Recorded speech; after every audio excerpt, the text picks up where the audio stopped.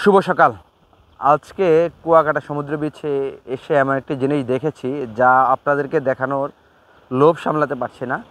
আশ্চর্যজনক একটি বিষয় কুয়াকাটা সমুদ্র বিচে লক্ষ্য করা যায়, যেটি হচ্ছে আমি যদি আপনাদেরকে একটু দেখাই নিচু করে, যে সমুদ্র বিচে কিছুক্ষণ পর পর কিন্তু এমন একটি লম্বা রশি অর্থাৎ দড়ি দেখা যায়, যেটি কিন্তু একবারে ওই যে দুই সমুদ্রের পাড়ে, যে বিচের শেষ মাথা থেকে একেবারে সমুদ্রের ভেতর পর্যন্ত, আমি যদি একটু ঘুরে দেখাই, সমুদ্রের ভেতর পর্যন্ত কিন্তু এই রশিগুলা চলে গিয়েছে।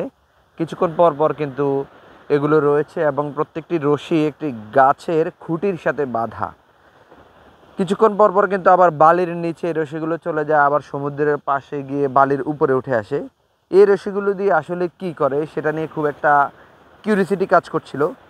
সেখান থেকে স্থানীয়দের সাথে কথা বলেছি, জেলেদের সাথে কথা বলে আসলে যেমনটি জানতে পেরেছি, এই রশিগুলো মূলত যে নৌকাগুলো রয়েছে জোয়ার ভাটার কারণে, যে নৌকাগুলো ভাটার সময় পাড়ে আসে সেগুলোকে একটি ট্রাক্টরে করে তুলে ফেলা হয় চাকা লাগিয়ে, আর যেগুলো আসলে না তোলা হয় সেগুলো মূলত হচ্ছে পাড়ে এইভাবে রশি দিয়ে বেঁধে এবং নোঙর করে রাখা হয়, যাতে জোয়ারের সময় এই রশিগুলো ও নৌকাগুলোকে ধরে রাখতে পারে, নৌকাগুলো যেন ভেসে মাঝ সমুদ্রে চলে না যায়।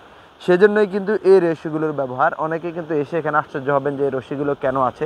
তাদের জ্ঞাতার্থেই কিন্তু আজকের এই ভিডিও।